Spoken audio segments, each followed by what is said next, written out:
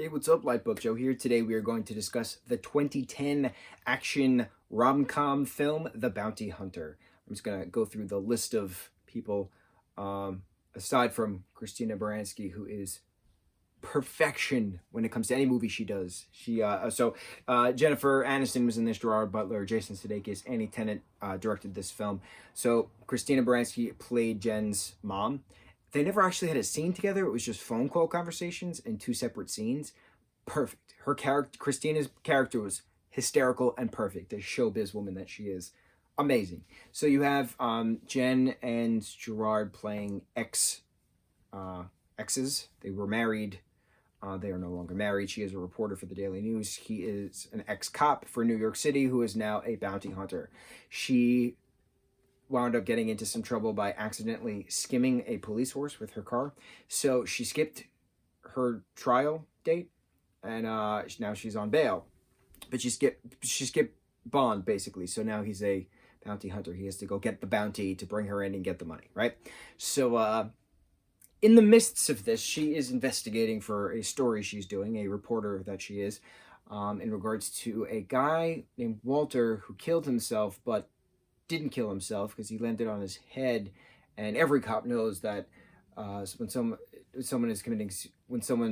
dies by suicide, they jump feet first, not head first. So it was a little weird. And it turns out one of the cop friends that they both had mutually back when they were married is the one who signed off on it. So it turned out to be this bounty hunter thing going into finding out how this person was actually murdered. And there's, a whole gambling cartel involved and dirty cops and money and bounty hunting stuff, right? Get all the bad guys together and break the case. And Jason Sudeikis was hysterical as the love interest person, obviously stalking. But it's interesting watching this movie now in 2020 versus 2010 when it first came out. Music is completely different. There was a lot of Kesha in this movie, but Kesha was just came out in 2020. She came out more in 2008, but 2010, excuse me. Peak Kesha before all of the unfortunate accusations and lawsuits and scandals, and then here she is coming back from the ashes as a beautiful phoenix like she is. I'm very happy to see her again. But it's been a weird time. So this movie is about what, an hour and 50 minutes, something like that. It could have been an hour and a half. Didn't have to be as long as it was.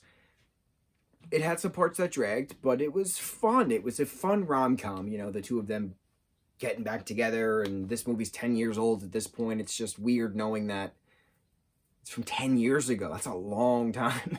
It doesn't feel like it was 10 years ago. It's not my favorite rom-com. It's not my favorite cop movie, but it's a good movie. It's a solid rom-com. You just add it to the rom-com list. It's currently on Netflix. You can go watch it during your quarantining for those of you who are capable of self-isolating. I envy you. Yeah. Bounty Hunter. 2010's Bounty Hunter.